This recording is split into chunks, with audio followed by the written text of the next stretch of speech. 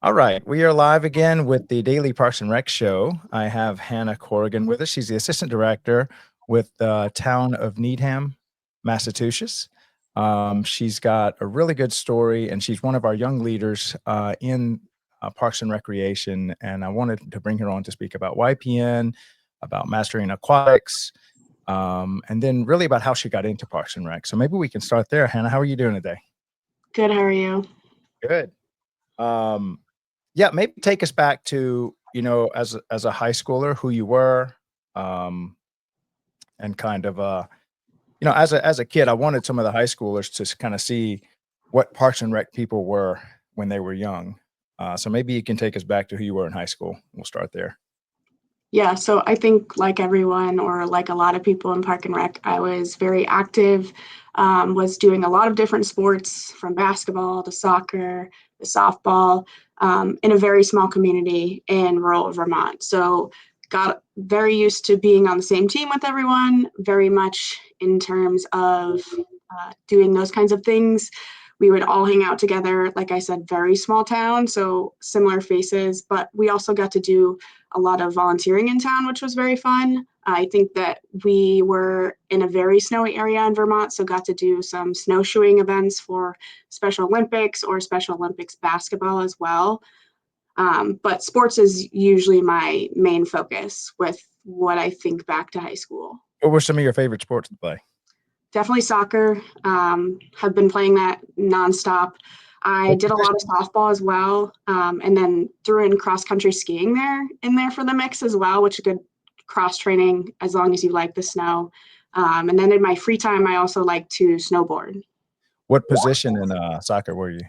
Uh, Center back by Uh-huh. choice, not really. And you snowboard. Yes. Oh, I love snowboarding. Once I discovered snowboarding, I pitched my skis over the mountain and said, I'm never going back. Yeah, I And think that it's way easier than skiing, I but think it is too. My skiing friends would disagree, but I love snowboarding. yeah. Um, so how about like grades? Were you a good student? Did you find that maybe school didn't fit for you? Were you like an English or math, or what kind of person were you there? Definitely not an English person. I feel like I still need help writing things now. And even in grad school, I definitely struggled a little bit. But in terms of when I was younger, I really, really liked STEM classes, was always looking for the science classes, adding more. As you get into high school, you get to kind of build your schedule. So was adding anything that was science related. Again, if there was fun PE classes to add those, like some we would literally go outside and cross country ski, so that was fun for me. I feel like I was a pretty good student. Definitely had some troubles focusing, so in those classrooms where it was more hands-on experience, whether it's science or like a biology class, again PE, those classes I really felt like I excelled. Yeah, I had that same experience. I was not good in a desk.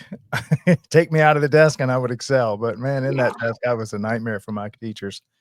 I wonder where that comes from. Any idea over your lifetime? Have you figured out any hacks I for that? feel like everyone has different learning styles, Mm. or they just retain information differently. And the people that it's like, if you are given some type of thing to put together, are you the person that reads the manual first? Are you the person that kind of reads as you go? Or you just push the manual aside and you're like, I got it. So I think trying to figure that out as you're growing up is very hard, but in the situations where schooling seems a little bit different now and they have that flexibility of like what is going to work best for you, and people nowadays are so accommodating to that. I don't want to say that they weren't, but I think that it's more of a pinpoint focus for kids these days now. Well, I know that in Parks and Rec, it's a very much hands-on learning. I don't know if there's much you can learn about Parks and Rec from a book. You just kinda have to get thrown into the chaos and try to create order. That's the kind of learn I like the way you said that there are different types of learning styles, and I always learned by doing. I was a very social learner as well, and I worked best on teams. And I know in school when you work in teams, that's called cheating. But you know, in Yeah. life, it's a team sport. So you get to ask for help and collaborate and come up with a team solution. Yeah. Maybe that played well into being a assistant director. Um, okay, so I wanted to go into, well, maybe go into that part where you were at the point where you made that switch over academically into Parks and Recreation, because you said you were initially in sports. What was it? Athletic coaching, or what were you in? So I had a focus in sport management and thought that I wanted to go more of an athletic director, maybe coaching full time. Mhm, But I thought that it was kind of like when I was in college, I did a practicum, which is a smaller time increment or um, just like less hours than an internship basically at my college. I did that with a park and recreation department and honestly fell in love. I was like a little taken aback about how much I liked it because I grew up in a town, again, rural Vermont. It mhm, wasn't as put together. There certainly were things here and there that our town did, but I think I just didn't know that that was a full time job, and I can fully admit that. Even though I this is what I do now, and I'm really appreciative that I was able to get that hands on experience. mhm, I think as a sophomore, and so I was like, this is what I want to do. Like this is completely changed like my focus, and by then too, I was able to direct the classes that I was taking into more of like athletic administration and like what that was because it touched upon a lot about what park and rec people do in a municipality standpoint. Also, because the professors that I had were working in that field. mm. Now, how did the professors kinda play into this? Is it, did you meet a professor that kinda, you know, piqued your interest, or was there a Parks and Rec professor or something that kinda led you in that direction? Yeah, so it was one of my professors. He was super great. I think we were learning about like overall like management of facilities, which was not something that I thought that I needed to take a whole class on. But then like the first week I was like, yeah, this is probably a whole class and a half. But he really was the turning point of like, this is something that I need to consider full time. And then I think after that class was when I did the practicum with them. And I was partnered with a program coordinator in the town of Waterford, which she's been my mentor since day one. And anytime that I have questions now, still like she's a phone call away.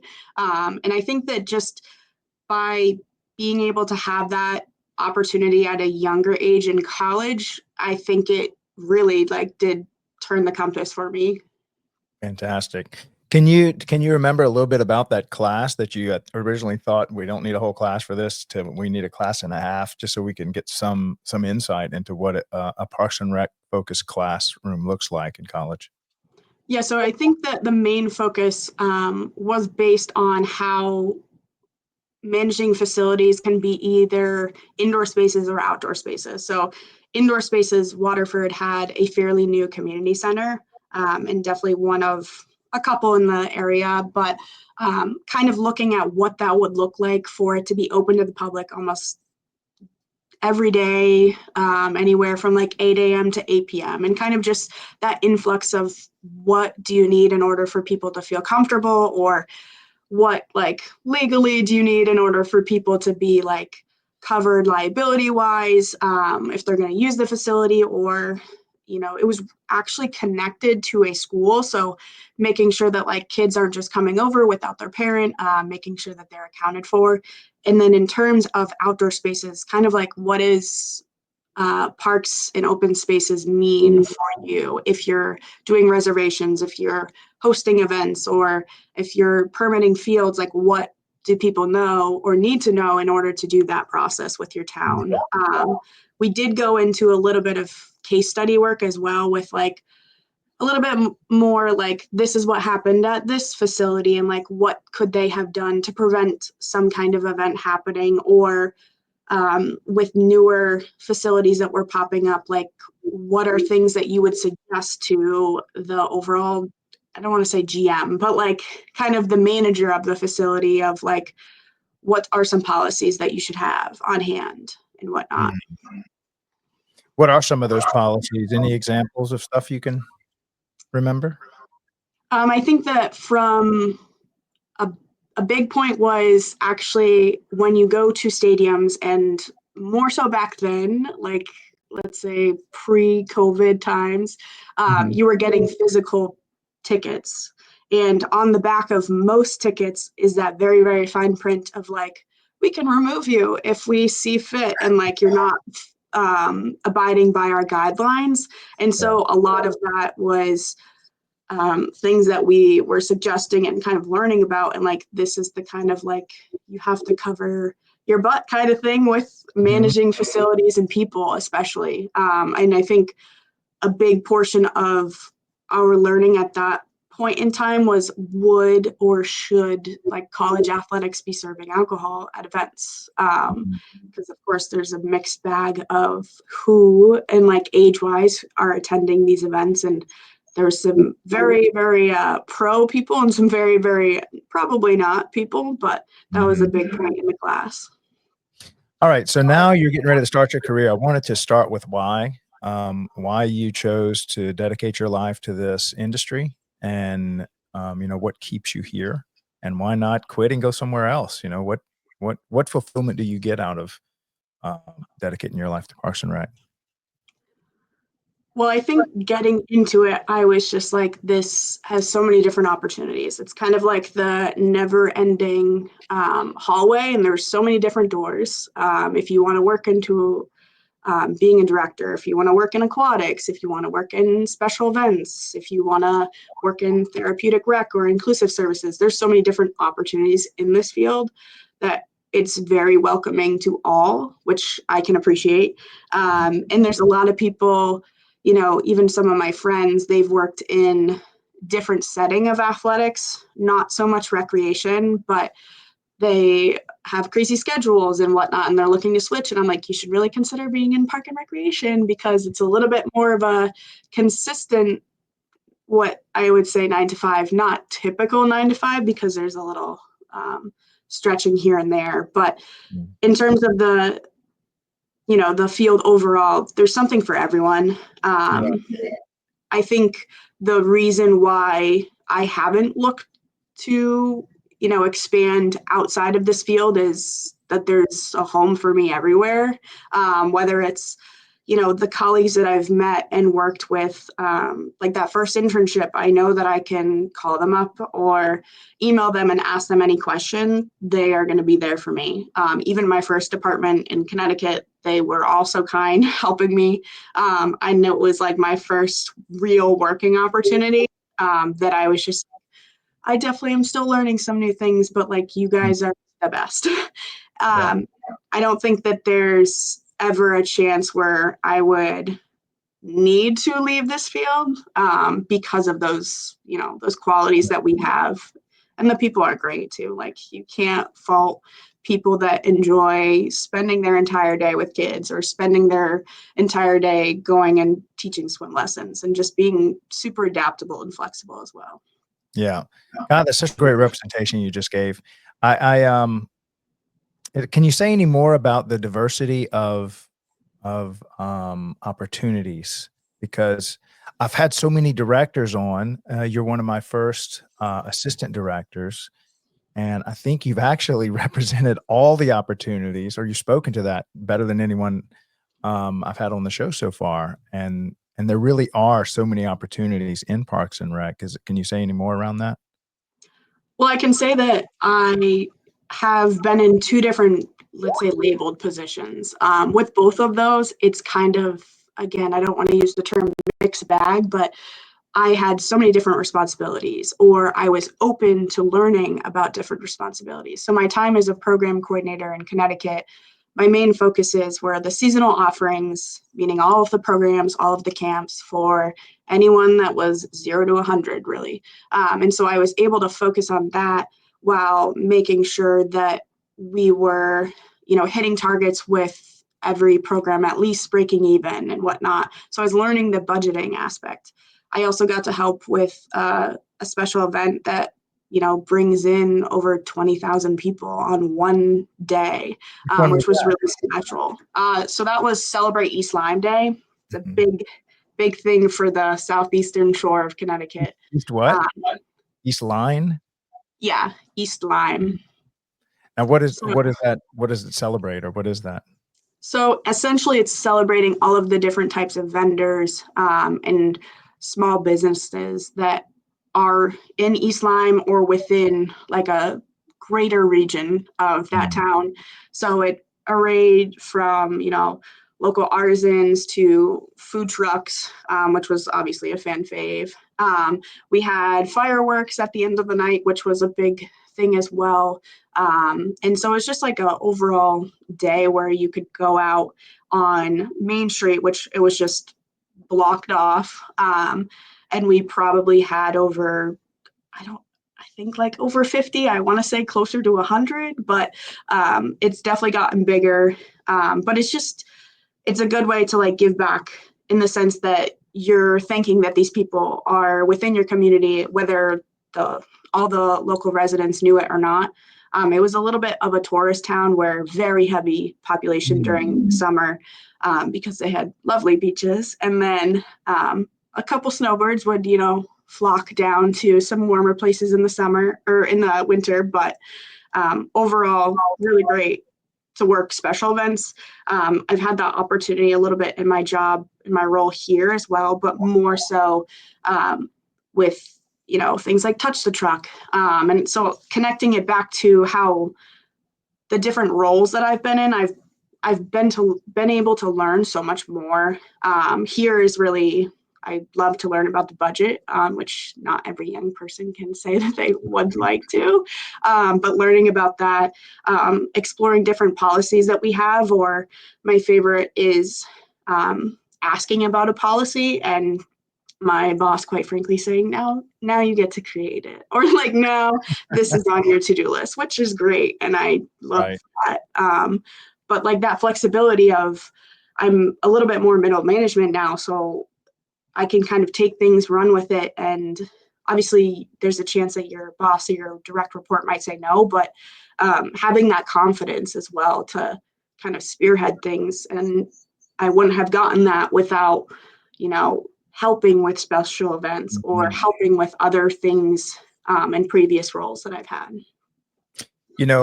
Being able to adapt and overcome is like a superpower. And I think this industry teaches that more than anything because getting stuff thrown at you that you've never done before is such a regular occurrence. You almost forget that that's not, that's probably is the most consistent thing in Parks and Rec is that it's not consistent. Yeah. Um, and so maybe you can speak to how that's forming you as a leader, having to find a way forward, having to learn something you've never done before, having to stretch yourself. Is that like, what is that? How is that making Hannah better? So I would say the biggest thing with me is in a healthy way, never being content. So always wanting to learn more, whether it's, like I said, budgeting or policies and what we do. Even running an open meeting for public was new to me here. So running our commission meetings, knowing like how to publicly make sure that the agenda is posted in time. That way anyone of the public can attend, as well as, following up with the minutes in a timely manner. I think also just being able to understand that there are boundaries with like what you want to learn and whatnot.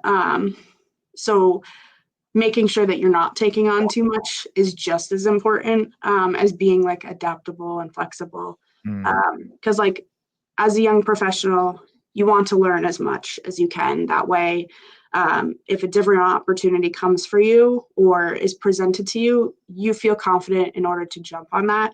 But also knowing that it's okay to be a little content with where you're at, and like I need to learn more, and you know if I need to ask for help, that is completely okay, which yeah. I think that sometimes people are afraid, but it also opens up a door where you might get some different training opportunities, or you might get like something else beneficial might come out of it as well. Yeah.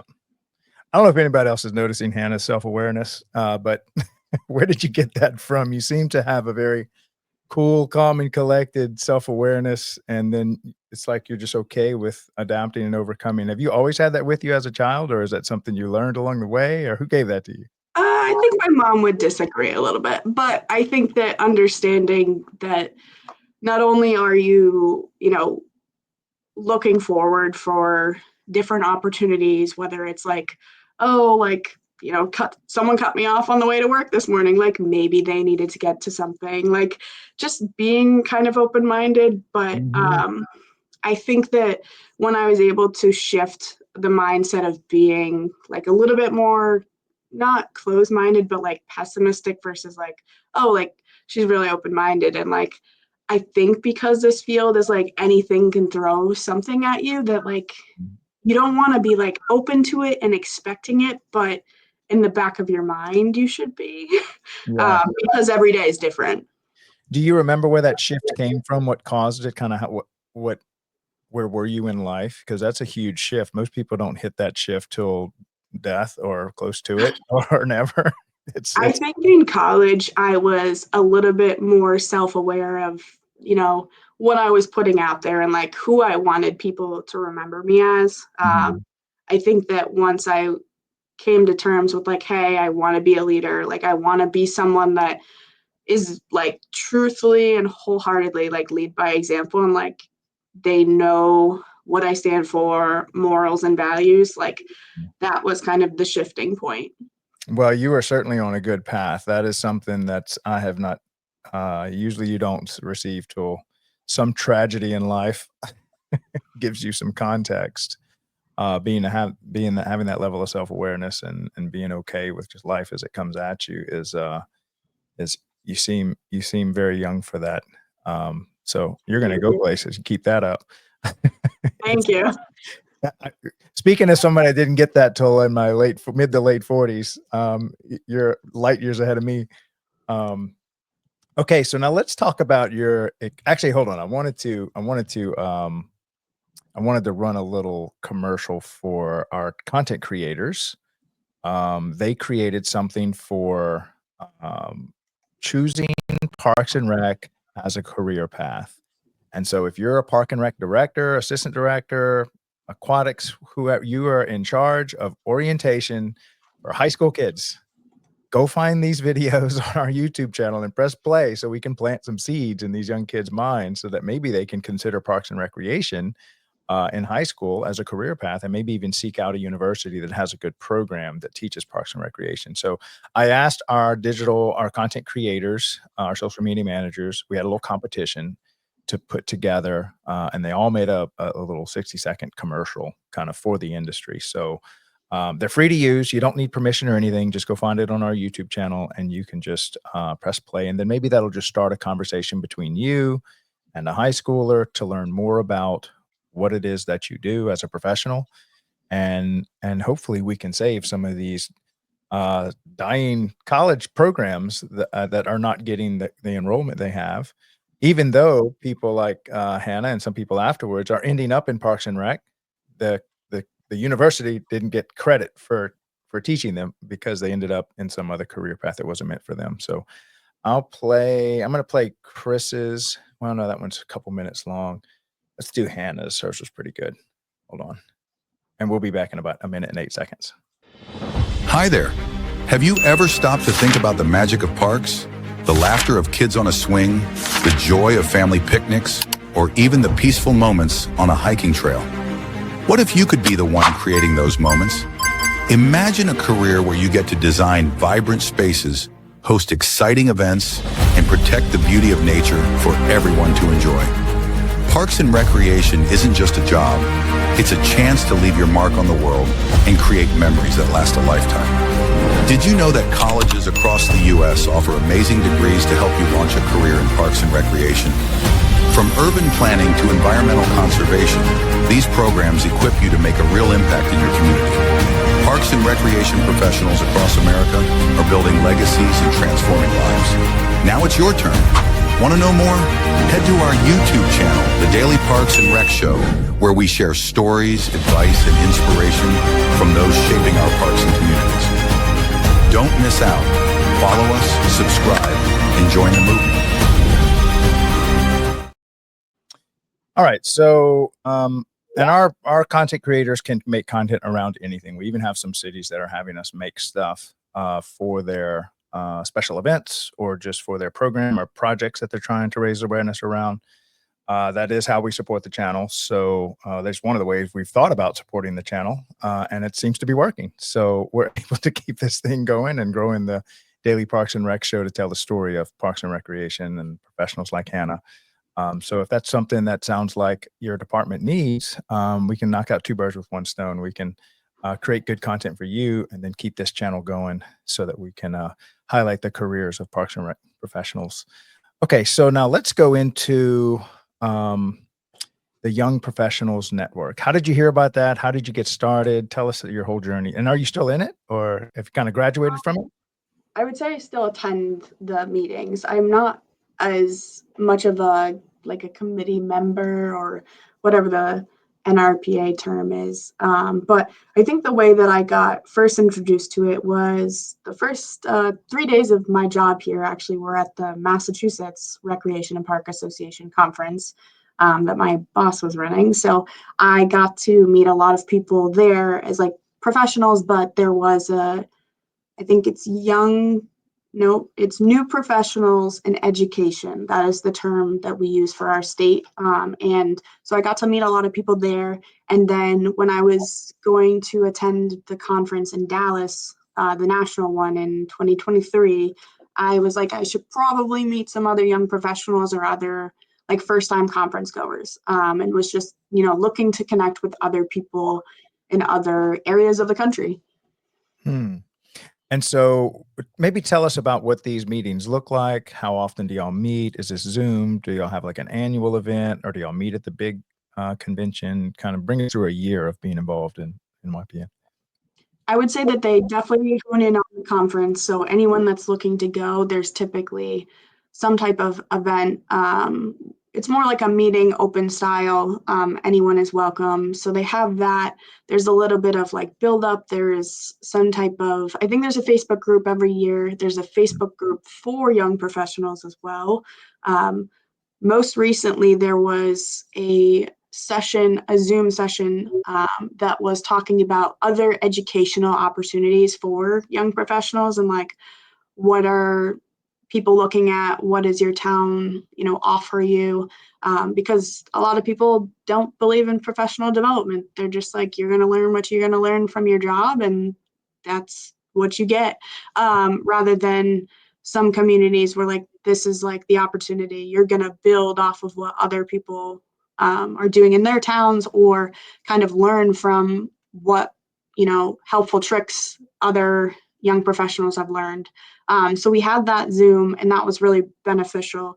And it was funny because one of the presenters was actually one of my grad program professors. So Uh-huh. it was kind of like full circle moment, which was awesome. But I think that we have right now a book.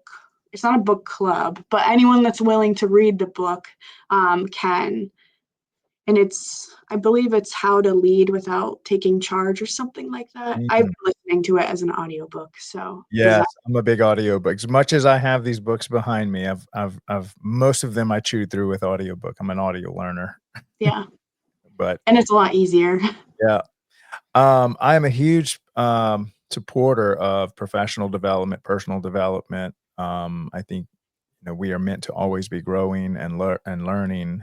And sitting inside of a structured program, I think, is sometimes the best way to, especially after school, because then it's a lot more intentional. Whereas sometimes I think school, you can get wrapped up into just, I'm here to graduate. I'm here to do what I need to get this degree, rather than do what I need to accomplish the thing in front of me, or the obstacle in front of me.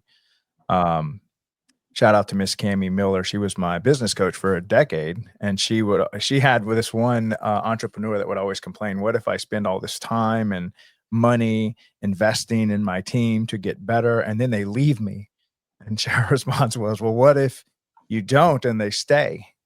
That means you've got all these people that are not trained, that are not invested in themselves, that aren't learning. And so anytime you can learn, um, either at something like YPN, or surround yourself by people that are wanting to advance in their careers. That's going to benefit whatever your department you're a part of, whatever organization you're a part of.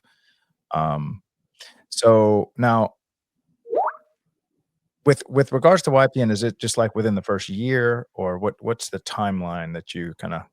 Is there like a time where they say you're too old, get out, or?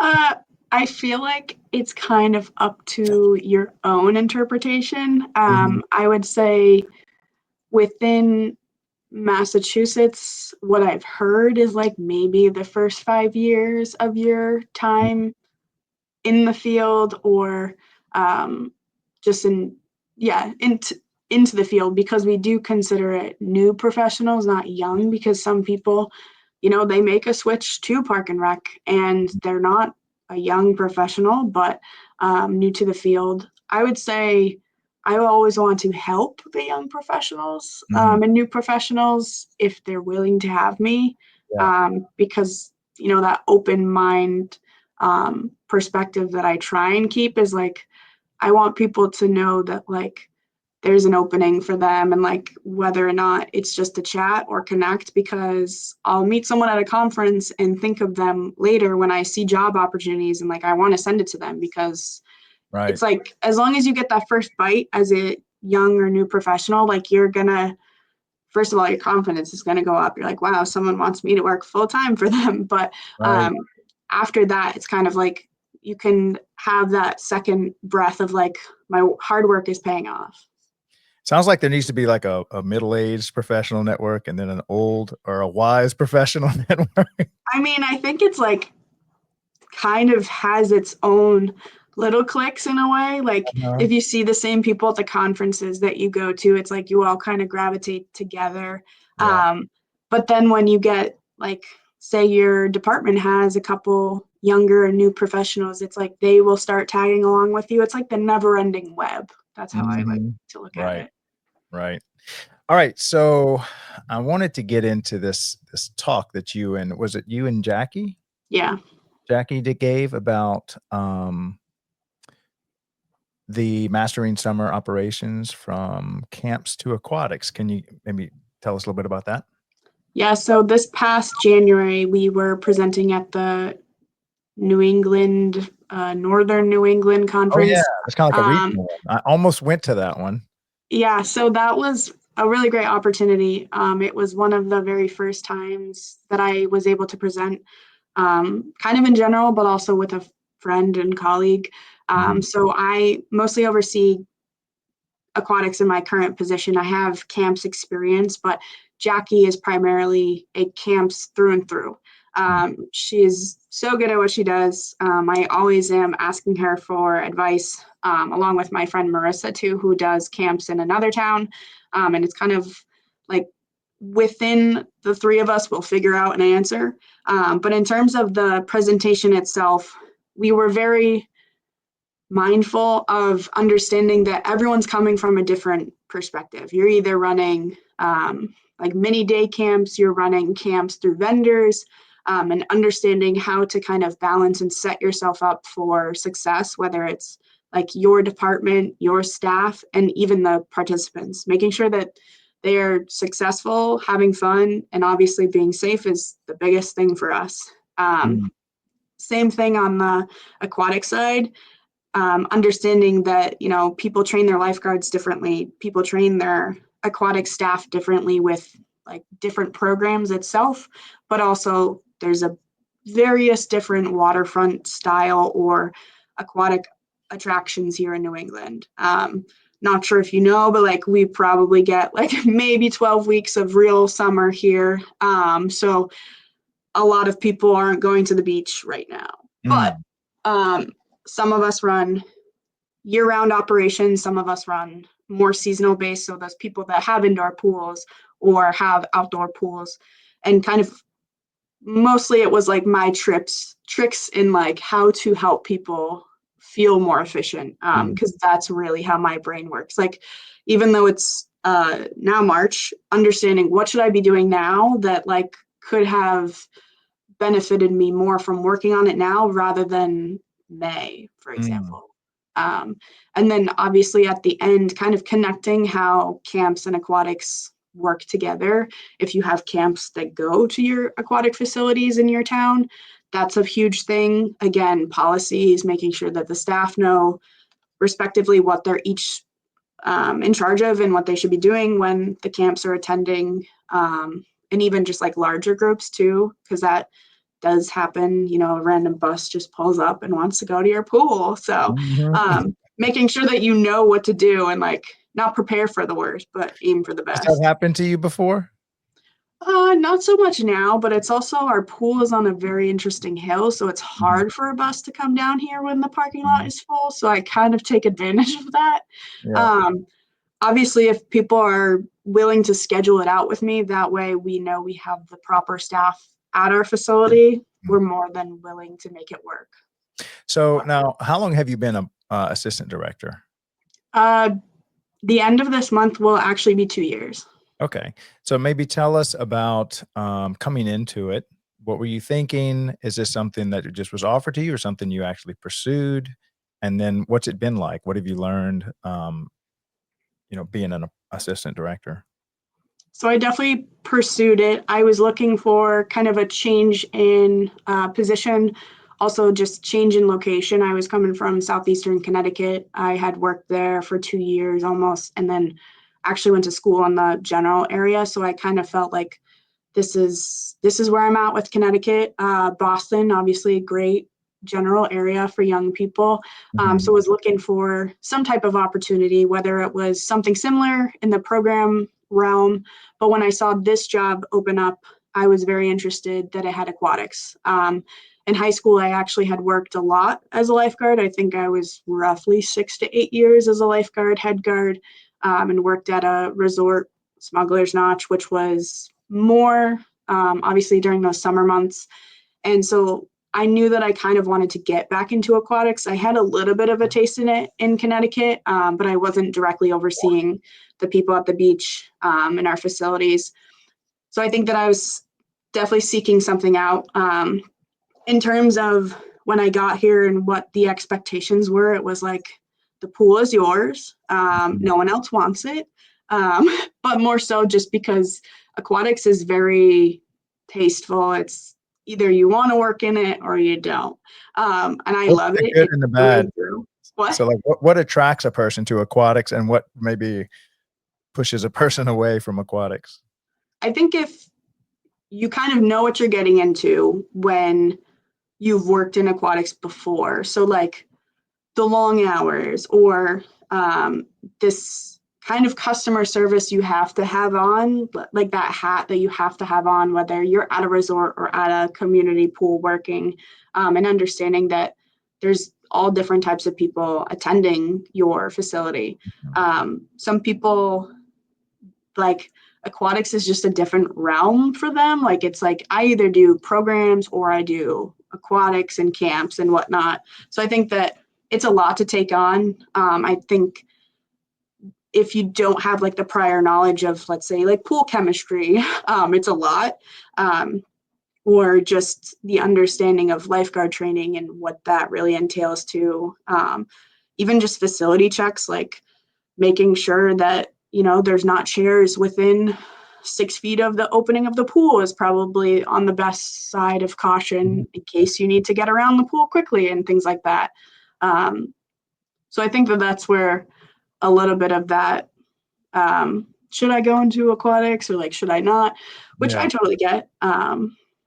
But I think that hopefully answers yeah, your question. yeah. Now, so you actually get entire, I guess, facilities donate or not dedicated to you as your responsibility to run. So you're really getting the feel of almost being a director on a smaller scale. It's not just like you're the constantly running around the director being their assistant. They're saying, here, you handle this facility and you get to kind of, I guess, practice your leadership skills and run a whole facility and the buck stops with you kind of stuff is. And was there any other thing similar to that? And then how do you help and work with the director? Yeah, so a lot of the pool oversight is like my director kind of saying to me, hey, like I need you to just give me updates. And I think that that's her type of leadership style, which I appreciate. She's always there for questions, which I have a lot, which is typical, but for good reason. And kind of just being thorough with what I need as the person running this facility. I have some other great, more adult staff that are great for this facility and make it work through and through. We have a guy that works for us that has worked here probably for 15 plus years, so knows like this facility through and through. This pool itself is fairly new, but like he knows pools like the back of his hand, like in his sleep. So it's crazy. And then I have someone that also helps out with a lot of like the swim team operations, as well as like facilitating the scheduling of staff and kind of connecting that all back. It helps me as someone that gets to have a little bit more hands-off approach, but like I set up a lot of like the back end details and whatnot.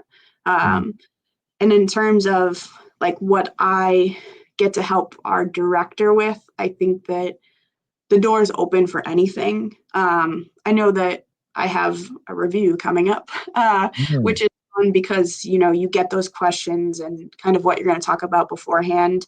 And you either can make goals together or by yourself. And so like I've been able to be here for at least 2 years now, roughly, and be like, these are things that I want to learn or things that I want to accomplish. And I think that one thing that she has really reached out and like tried to push is like project management, which has not been something that I've really learned, which is like an area of, again, growth opportunity, just like what do I want to learn or what would I need to know in order to be a director?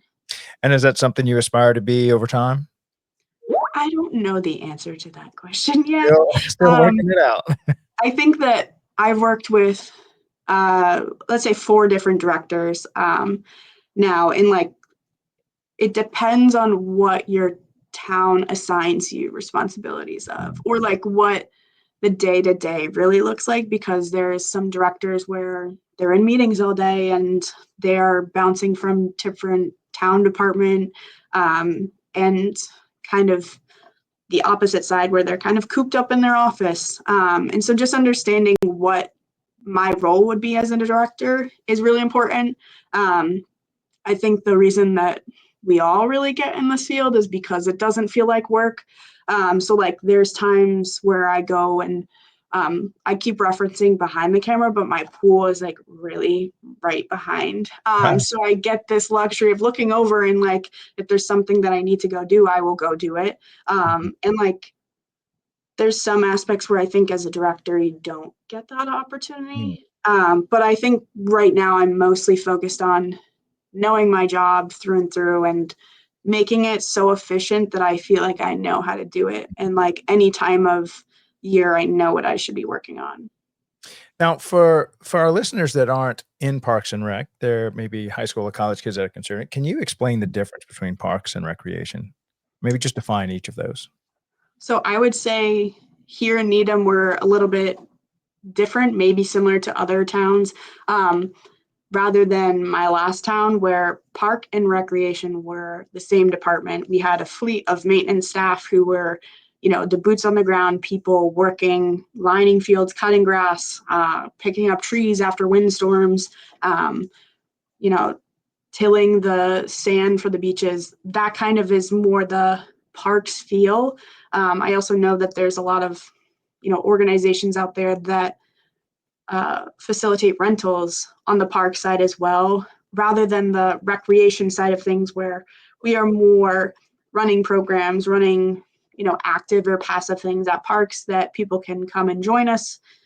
So I think that that's more of the breakdown that I see here. We are actually 2 different departments where parks and forestry is housed under our Department of Public Works. We collaborate a lot. We actually had a meeting this morning about like what we are expecting to do kind of this week. But I think even if your departments are different or you have like different subsections of a department, you still have to work together. Like the collaboration is super big, even if it's not even just parks and recreation, but like parks and Department of Public Works. Now, I know some departments think that you shouldn't even that they shouldn't even be. They're so different because at least when I think parks, I'm thinking lakes and walking trails and Mother Nature, and then recreation is like you're doing a sport or you're skiing or you're or disc golf or something like that. Like how do y'all kind of separate those two, or how are y'all keeping them in the same department? I would say for most of our overhead, it lives mostly with the park and recreation department here at least. I think the split is where the parks and forestry here for the town of Needham has more staff that are, doing that kind of maintenance or going out and fixing something that is on a trail that, the park and recreation staff just doesn't have the staffing to do. I think the guidance of the staff is a little different where we're right now because it's cold. They're like more in-house working on things and the parks and forestry side of things, like just they're outdoors like 365 days a year is what I think of them as. Yeah, it was crazy when you were telling me that y'all only have 12 weeks of summer. We have like 49 weeks of summer in New Orleans. Uh, Yeah, I'm jealous. a week of winter, a week of fall, a week of spring, and then everything else is just hot. Um, but yeah, our parks are always green. Um, okay, so tell me about your experience inside the associations. What is y'all's? Because y'all have a nice regional. Is that what you attend as your state association? What is it called? The North. So our state association is the Mass Recreation and Park Association, and our Mhm. conference is typically in March. I think this year ours is in the third week of March, Hmm. and so Oh, it's coming up then. yeah, really great conference. There's What's your always attendance different. look like? What was that? What's your attendance look like there? I would say probably well over 225 people, Okay. delegates. Vendors, I would say closer to, I forget how many spots we have. I probably should know this because of how many meetings I've heard and like I've been in, but I think it's over like 30. I don't Mhm. want to misquote us by saying like Right. 50, but we do have like a vendor hall exhibit or whatever we want to call it. But it's a really great opportunity to meet people that you don't see typically. And then in the meantime of the conference, we actually have monthly regional meetings. So Massachusetts, it's hard to drive over to, let's say, Greenfield, which is like Western Mass. Uh-huh. So like by these regional meetings, it's like grouped on, proximity and like we just have different topics every meeting. And that's been really great to learn what other people are doing. So Mm. understanding what people are doing the town over from you, and then you go to the conference and learn what people in Greenfield are doing. Right. Now, I don't know, have you ever been or have you seen these interns that kind of will show up? Do y'all take any um, to any of the state associations, or do y'all have any internships at the city itself or the township itself? Uh, so for the town of Needham, we do have internships. We actually have one. It's technically through the town manager's office, and everyone is in a different department. And it's like every other week they learn what a different town department does. So like I did a presentation on what park and recreation does, what our values are, and like what we try and offer the community and greater community. In terms of MRPA, I'm not sure if we currently do internships. And so I think that is cool that if other state associations are doing that. Obviously, if we have the time to manage someone for an internship, that would be great as well. Yeah, I went to the Kentucky Parks and Rec Society, and they had one intern that was kind of like a little assistant of the executive director. And I know others do, but also a lot of cities are bringing their interns with them. And then I think if you are a college kid and you'd like to attend any of your state associations, please reach out to them, and usually they'll be happy to to kind of set you up, or give you a discount or find you sponsorship if you're just interested in learning more about the industry. I don't know that all of them do, but I know some of them do. And sometimes you just got to ask, and that's the secret to life. We definitely take college kids, or like even people that are looking to get into the field. Say like you graduated a year or two ago and you're looking for some type of employment opportunity. Going to these things is super helpful. I know that in our office, she's not an intern, but she's someone that works for us so much throughout the year. And she's interested in the certified therapeutic rec specialist kind of realm of things in the park and rec world.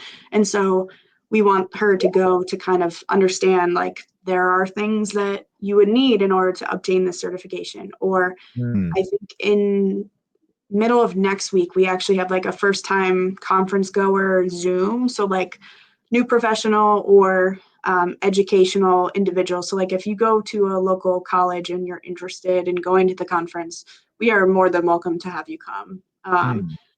And like those younger students who are going to the conference, they are more than welcome to go to like the equivalent of like YPN. We have like a couple meetups that we do, kind of just like the first day, and it's like, how are you doing? Like, is this too overwhelming for you? Or like, what do you need help with? Things like that.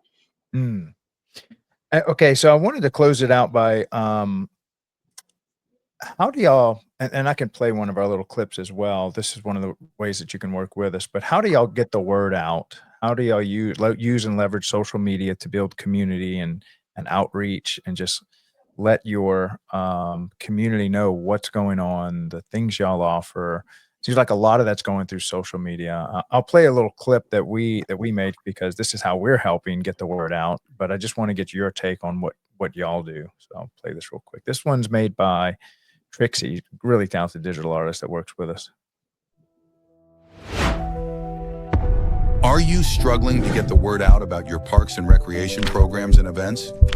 You work hard to create activities that bring people together, but if no one knows about them, attendance stays low and engagement suffers. Traditional marketing methods aren't enough, and managing social media can be overwhelming. That's where we come in. Introducing the Daily Parks and Rec Show, your partner for professional promotional videos and social media management tailored for parks and recreation departments. With our help, you'll get high-quality content that connects with your community, increases participation, and builds lasting relationships. We'll showcase your events, highlight your parks, and make sure your message is seen and heard. By working with us, you'll amplify the impact of your programs and drive stronger community engagement. Let's work together to showcase the incredible work you're doing. Contact us today to get started.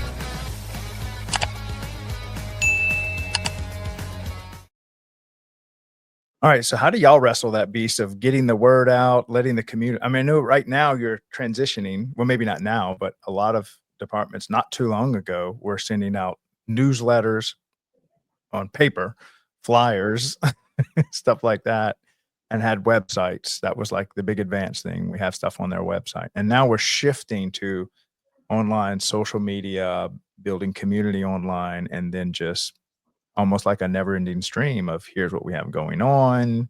We're looking for more lifeguards. We're looking for grass cutters during the summer, concession stand workers. We have a position opened. We have a festival that's coming up. Don't forget to register your child for this soccer team. Like, how are y'all this huge channel of communication? How do y'all manage that? So I would say if you have a free way of doing it, where in Connecticut, we actually did, there was a local printing company, vendor that was like, we will print this out, send it to all of your residents, because of all of the ads that would pay for it, which was great. And all you had to do was make sure you got the information to them in time. And it was like a magazine solely dedicated to your town.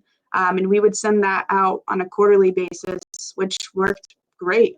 They still do that, or is that no longer? I think that they still do that. Here in Needham, though, I think the first time that I looked at our budget between 2023 and 2024, we were looking at line items, and she was like, do you have any, suggestions? And I was like, cut your mailing. Like, if you're not getting someone to do this for you? Like, what are we sending out to people? I'd rather go around park to park and have a laminated or some type of like year-round weather sign that is a QR code to our website, trying to make things as efficient as possible. So if we don't have to update it, and go around and change things constantly is perfect. In Needham, we have a lot of different local online stuff. So the town of Needham, it's going to be funny, but it's the news you need ham. And it's like anything in town, department can put stuff in. So like right now, my big push is like, we need lifeguards, we need summer staff. And here's our special events that are coming up. We try our best to make sure that things are going out on Facebook. But like every other department, and kind of like what your video said, it can be a little overwhelming. If you don't have someone in your department that is full-time or has that general time to dedicate and, marketing expertise, it's hard to be consistent on social media. So making sure that we're not inundating people is just important to us. But even finding ways, like email is a great thing. It still goes a long way. If there's local events that we can go to, like we have a Chambers of Commerce harvest fair every year. So roughly like September, October area, out one of our fields not far from like the center of town. It's just either any department in town that wants a table or local businesses. And it's kind of just say what you do, like put out whatever you want. And so that's been a huge help. But I think that the help from the town department or the public information officer at the town hall has been really helpful on top of the social media presence that we have.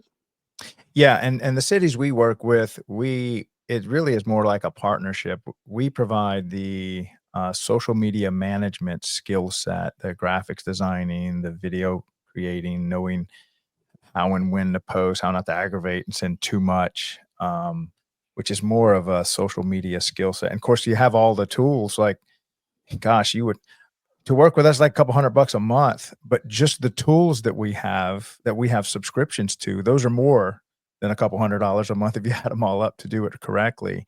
But Yeah. with all these AI tools, it's so efficient and it really takes a lot of the guesswork out of it.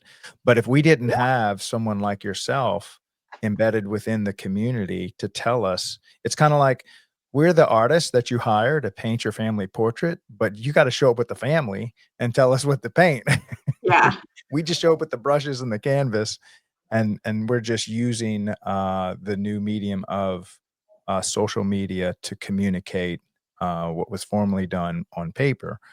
Now that is a great idea. If I think if printers would think of that, just to have a print letter and then sell ads, and then the service is you're telling everybody what's going on in the community, and then people are willing to pay to have their ads next to that.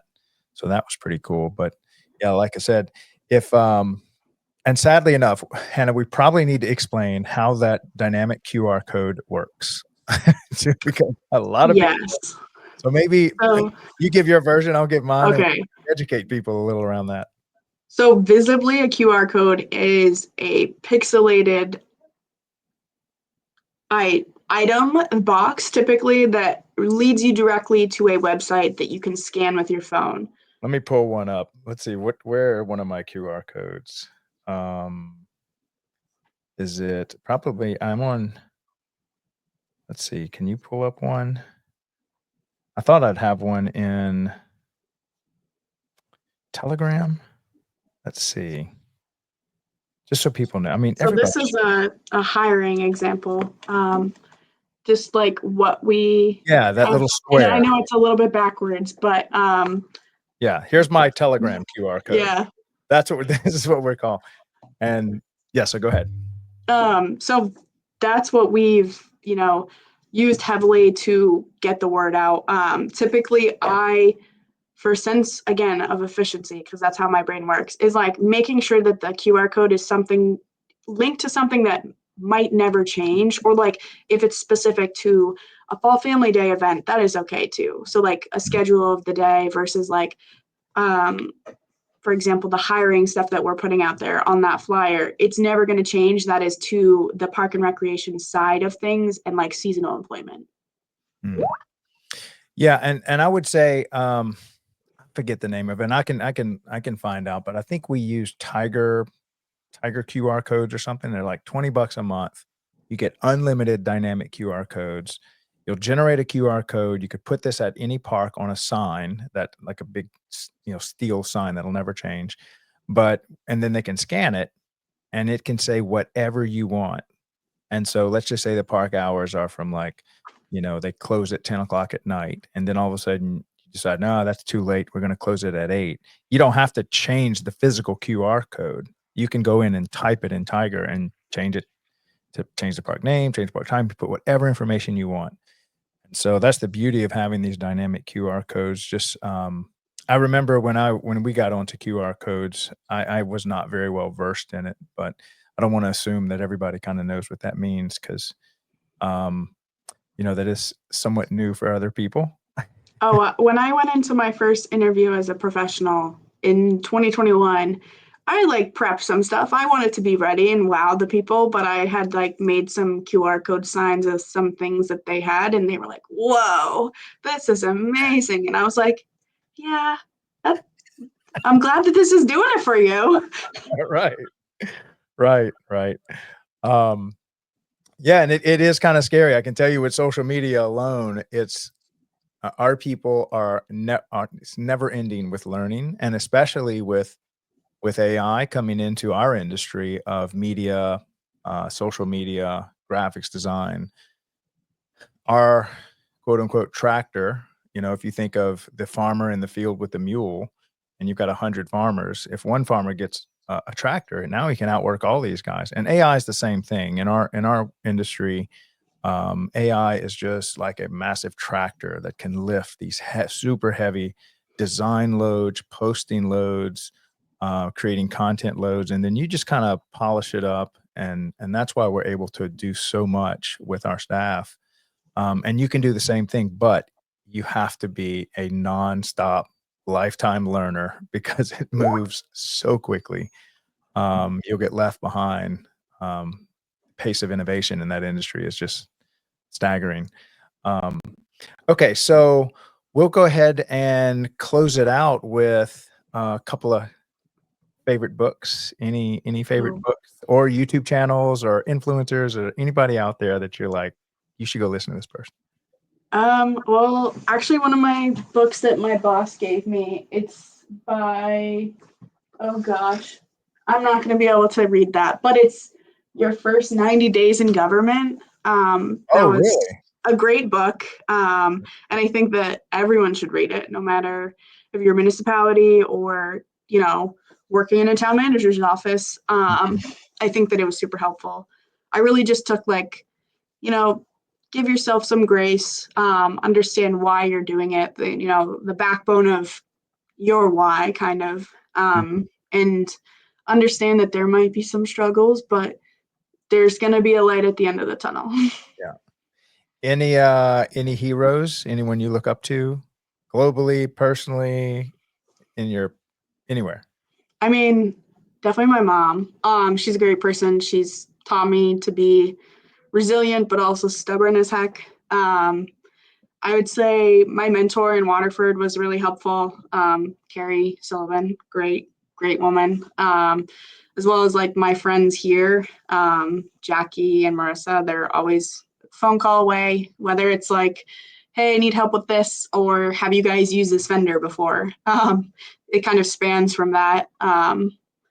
And I think that just a lot of my like people that I've looked up to, a lot of park and rec people, but even like the couple friendships that I have from college, like my friend Frenchie, she's always a phone call away, but understanding that, life gets busy and you don't have to talk to someone every day. And it's okay to, give yourself some time and grace and as well as space. But you can always come back to those people. That's how you know that they're your people. What do you mean by give yourself some grace? Well, I actually have a sign on my desk that says it's okay to make mistakes, which I That was think my next as one. What's your favorite quote? That might be it. yeah, I think that it's really daunting as a young professional all around, but understanding that when you make mistakes, you need to learn from it, which is a given. Some big things that, you know, my mentors have given me is like, if you have a deadline, set your deadline a little bit ahead. That way you can leave room for questions, or you can bring it to the person that's giving you the deadline to make sure that like everything is in aligned. And then, you know, best case scenario, you got it done a week early. Mhm. And also just understanding that without mistakes, like you don't learn. I know that mistakes itself are hard. I'm very hard on myself, just like a lot of other people are. But knowing that those times when you didn't do your best, or maybe you spread yourself too thin as well, is the time to, you know, give yourself that grace to step back, self-reflect, and just understand like I was not doing the best I could, or I didn't do time management that well this week. Kind of that mantra. Mm. Now, what's the best advice you've ever been given? Well, my innate response is ask for forgiveness, not permission. I love it. But in the work setting, I would say don't be afraid to ask questions, and Yeah, just in life as well. yeah. Worst advice you've ever been given? Uh, don't go to grad school right after undergrad, which I did not follow. So I think just to like touch upon that more, even though I was sure that I wanted to do park and recreation, like through and through, some people who helped me, they were very much athletic administration people. They had said, you know, park and recreation people, they don't need a master's. Like you only need a bachelor's, which I completely disagree with. I think that master's experience gave me such a different insight, such different connections to people in the field. Mhm. And I think that it was a huge leveraging piece when looking for higher positions. Yeah. So All right. Well, thank you so much for coming on the show. I'd like to have you back on later this year, maybe with Jackie. Y'all can come on and we can do kind of I don't know, we'll come up with something. I'd like to get yeah, maybe do a little panel about assistant directors or people that are, coming into the field within the last few years. I've been threatening to do a panel of young professionals, so hopefully you can oh jump in yes, on we that. should. Well, thank you so much for your time and have an awesome week. Thank you. You too. Appreciate you. Thank you for having me. Yeah. Bye. All right. So that was Hannah over in the town of Needham. What a great young professional there. I love to hear her story about how she got into it. And then how she's God, I can't believe the emotional intelligence of that girl. I don't know where that came from. Good job, mom.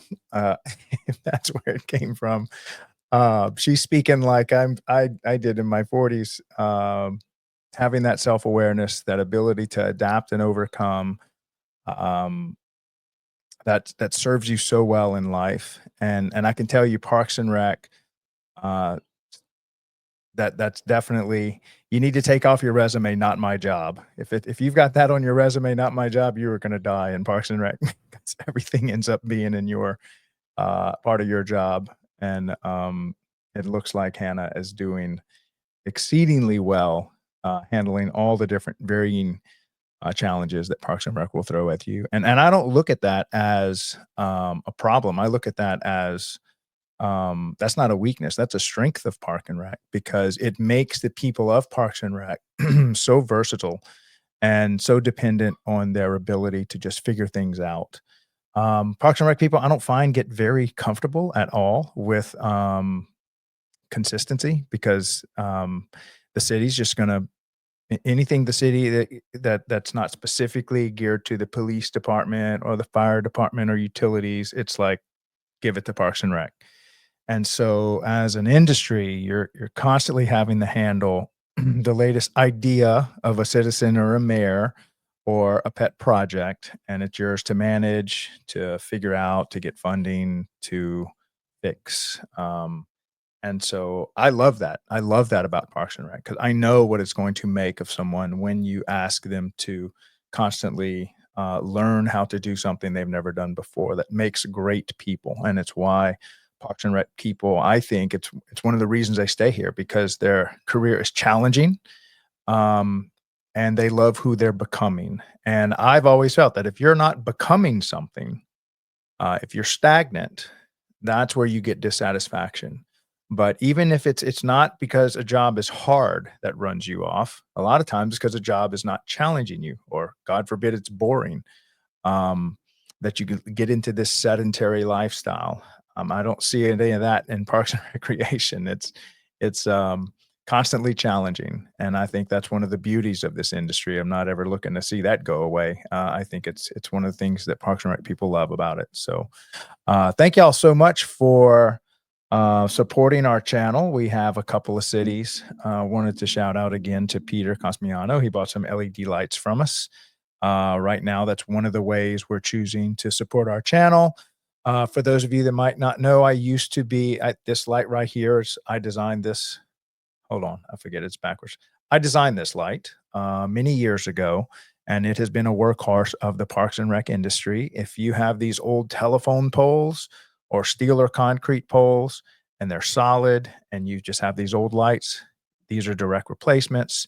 They're very cost effective. They work forever, practically 100,000-hour lifespan. You give these to your maintenance people, your local electrician. They're like $850. You can replace an entire baseball field for like $35,000, something super reasonable. And you can fit it in a maintenance budget. Right now, we sell those, and that's it. I used to manufacture back in a former life. I used to manufacture tons of stuff, but semi-retired from that. A lot of y'all know my Bitcoin story. I have a podcast at 9 p.m. if you want to learn about Bitcoin.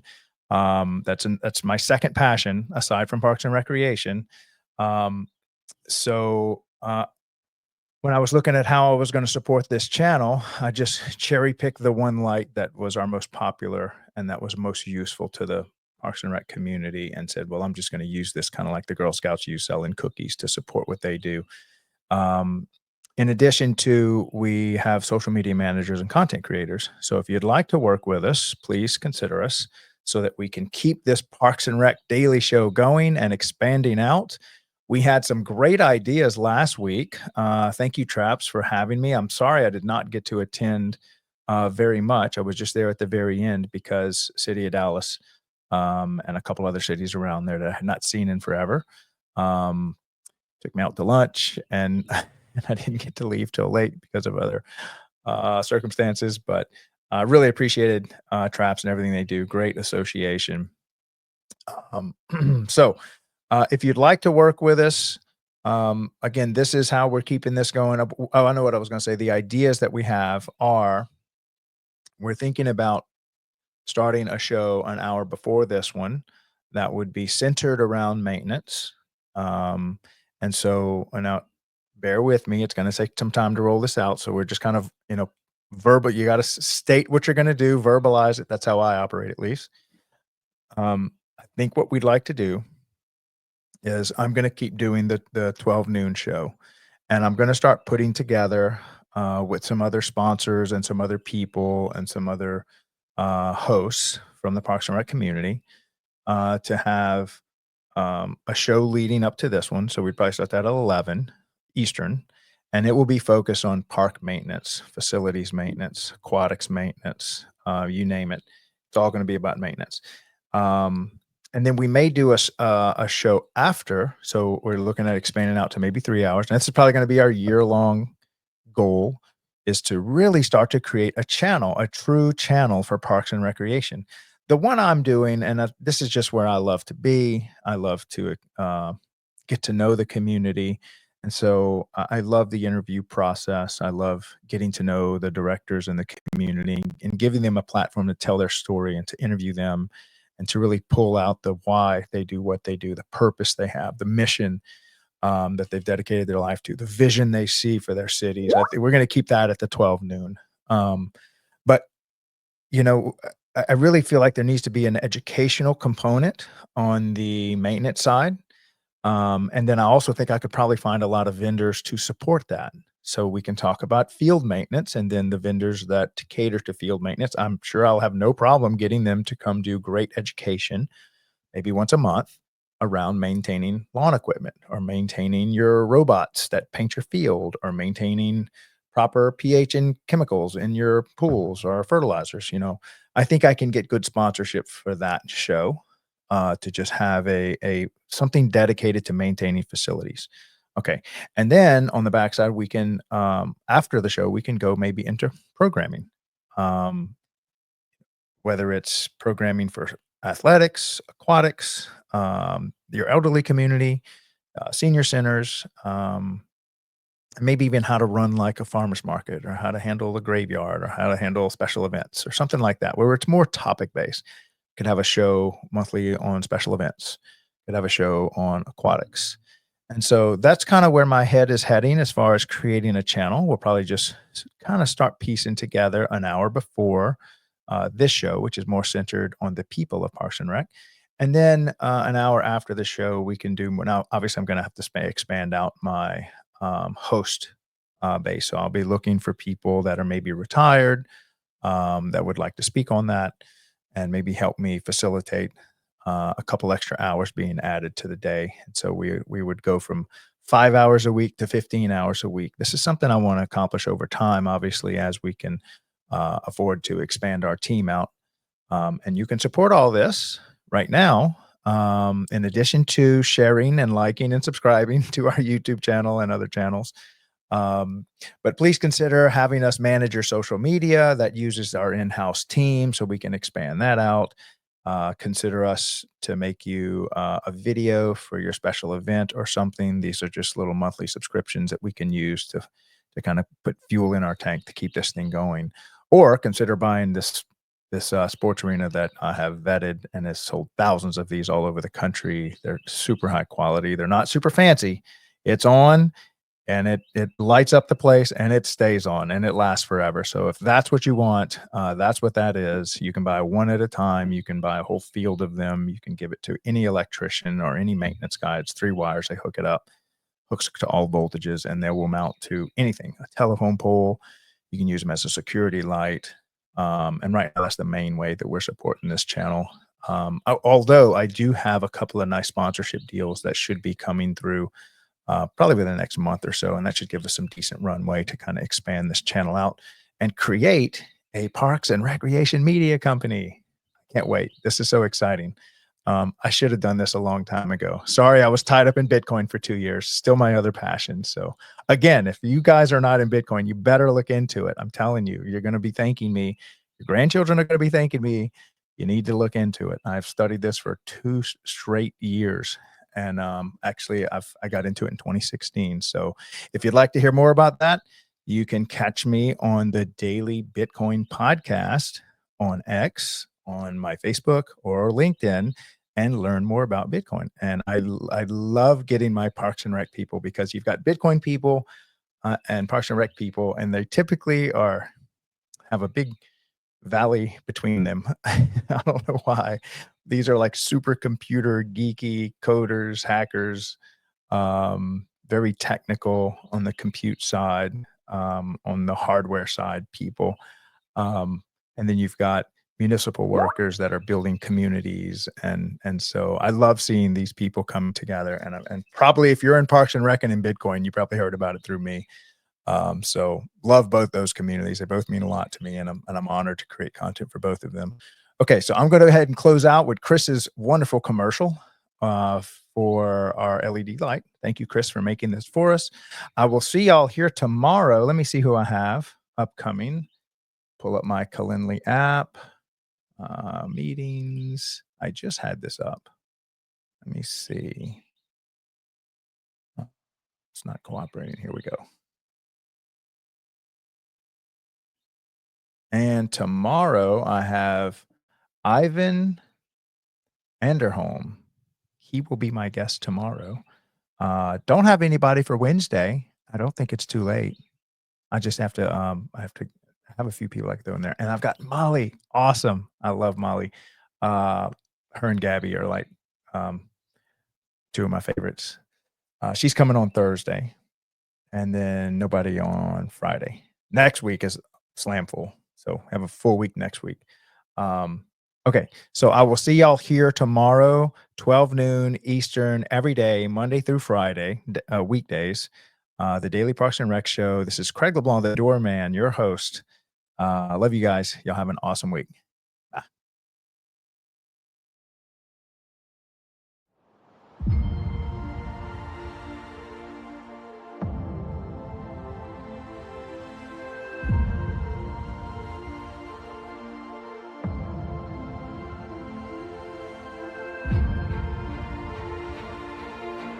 When you invest in our high-performance LED sports arena lights, you're not just upgrading your facilities, you're helping us illuminate the untold stories of parks and recreation communities. Every purchase directly supports the Daily Parks and Rec Show, a media platform on a mission to celebrate the heart and soul of our local parks and programs. From after-school activities to summer leagues, these spaces shape lives, and their stories deserve to be told. Why your support matters. Capturing community impact. Your contribution helps us assemble a talented team of digital artists, storytellers, and filmmakers to create compelling videos, articles, and short films that spotlight how Parks and Rec programs change lives. Sharing untold stories. From a child's first home run to lifelong friendships forged on the court, we'll document these priceless moments and share them with the world. Inspiring the next generation.